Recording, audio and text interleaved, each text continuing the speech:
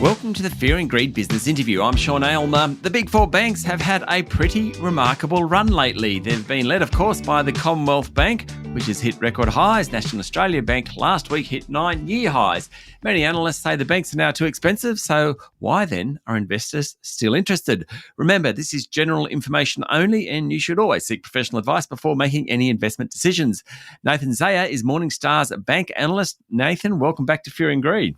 Thanks for having me.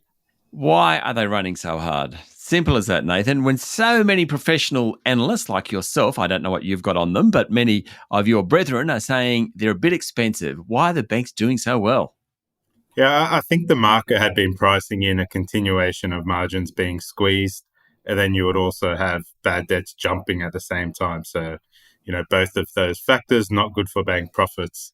But the bank results we had last week, indicated things maybe aren't as bad as many had feared.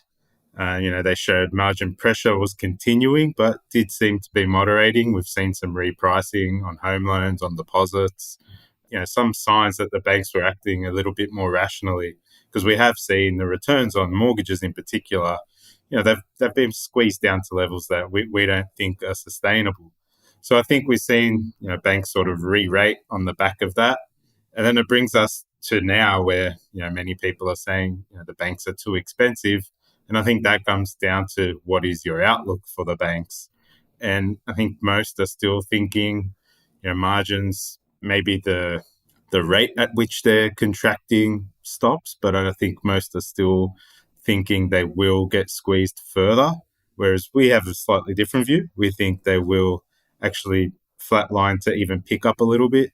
So if you have that and, bad debt's rising, but not, anywhere out of the norm of historical averages, we still see potential for earnings growth, modest earnings growth from this point on. So I think that's, why if you look at share prices today, some would say they're expensive if they have that more pessimistic view on the outlook for banks.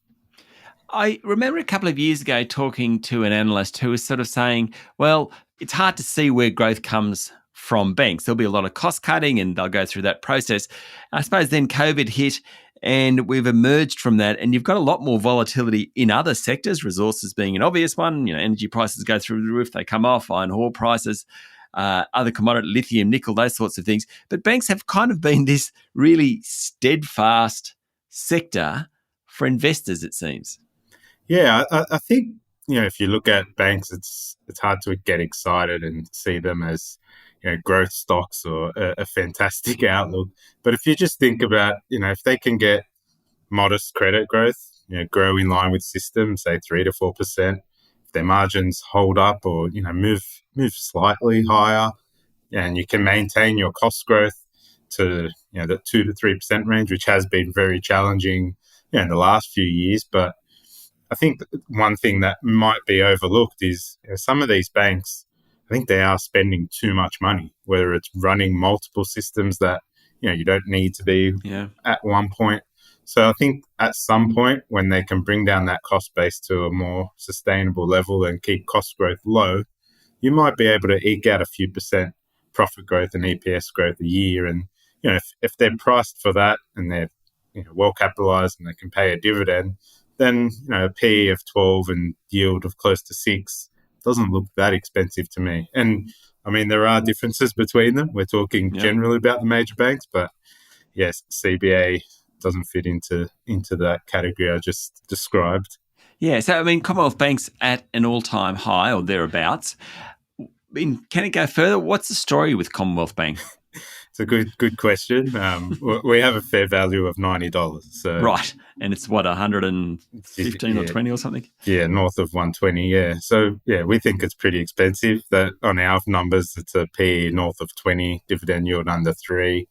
Yeah, I don't think much has to go wrong for investors to question whether those sorts of multiples are justified. But there's been a lot of speculation about why is it offshore investors looking for a safe haven, picking the best bank, retail investors in Australia, just not wanting to sell. And again, if you want exposure to a bank, you just buy the best one. And I mean, it seems to have been working. But we definitely do think it's expensive. Like even in our fair value, we're assuming CBA begins taking share again in business and home lending, which is a turnaround from right now. We think their margins improve. That's again a turnaround from current trends. Yep. Yep. Costs rising very modestly, bad debts remaining close to long-term averages. And we get an ROE of 15% in a few years, which is a positive outlook for the bank. But it's still an outlier. Like if you look at Royal Bank of Canada, similar ROE to CBA, price to book of 1.8 times. CBA price to book on our numbers is 2.8 times. So Wow. it's a huge difference. And JP Morgan in the US, similar sort of multiple, under 2 times. So it's an outlier in Australia and it's an outlier globally as well. So hard to justify. Stay with me, Nathan. We'll be back in a minute.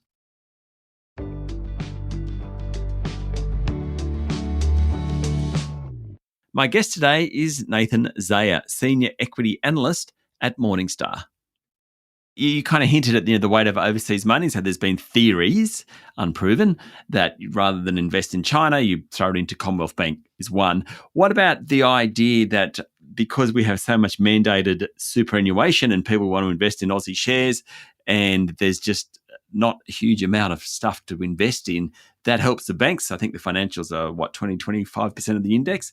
So they kind of have this natural floor almost, which is the superannuation system. Is there anything in that? Yeah, I mean, there can be. So if the largest super fund has a preference for one bank or two banks over the others, or it's picking sectors, that is a lot of money that can have an effect. But I think that trend of the super funds AUM growing substantially and limited options on the ASX, it probably lifts the whole market. So maybe the whole multiples on what we're used to on the ASX 200 just naturally get higher and higher over time as well. And that's something we have to get used to. But even in that, I think there will be opportunities between sectors and different sectors. So I still think stock picking can still work, even though I guess that super money will lift all boats. Yeah. You mentioned dividends, and I think you said Commonwealth Bank's yielding 3%, others are yielding 6%. Do you think that the banks can keep, what's the outlook for dividends? We've sort of seen a bunch of buybacks as well in other sectors particularly. What's the outlook for buybacks and dividends? Yeah, I think on our numbers, the CBA yield, it's just under 4%, and some of the other banks just under 6%. But I'm still positive on the outlook for dividends. Like I think EPS comes down this year, say 5%, but I still think dividends hold flat or even grow modestly because the banks are sitting on pretty large surplus capital positions even after they did that last round of buybacks. Their capital surplus, this is above what they target, which I think is a reasonable buffer over the APRA requirements. They still have $6 billion between them. So I think we'll still get more buybacks to come. I think dividend growth will remain modest. And Westpac in particular, they're holding extra capital for operational issues, and that regulatory lift, when that's done, say next 6 to 12 months, that could be another $1.5 billion in capital that can be returned to shareholders. So I think on the capital side and ability to fund dividends, I think pretty well placed on that front. Let's go away from the big four. So some of the smaller banks, Bendigo and Adelaide, Bank of Queensland, etc. Then there's other lenders. Late last week, the government said that it wants to have a review to help some of those smaller lenders, inject a bit more competition into the market, etc. How difficult is it for the listed players, so let's talk about Bank of Queensland, Bendigo and Adelaide, to compete with the majors because of that cost of funding issue primarily? It is difficult. So it's the cost of funding issue, and it's compounded by the cost of their operations, so the operating expense. So if you think about their spend on technology, risk and compliance, their innovation, all of it, as a proportion of their loan book, they're having to spend more. So you've got lower margins, and then you've got more spend on operating expenses, so a higher cost to income ratio. So the two of them together, you end up with a poorer return for shareholders. So, they are in a difficult position, and it'll be interesting to see exactly what the government proposes. I mean, some of the things like notifying a transaction holder, you're coming off your bonus period, that sort of thing. Yeah, it might help a little bit, but does it mean it pushes more people into some of those non-major banks, or does it mean the same problem for the non-major banks that do have some transaction? Yeah. It's difficult. I'm not sure exactly what the proposal will look like, but yeah, it's difficult to overcome that advantage the majors do have. And do you expect ANZ to get Suncorp's banking assets?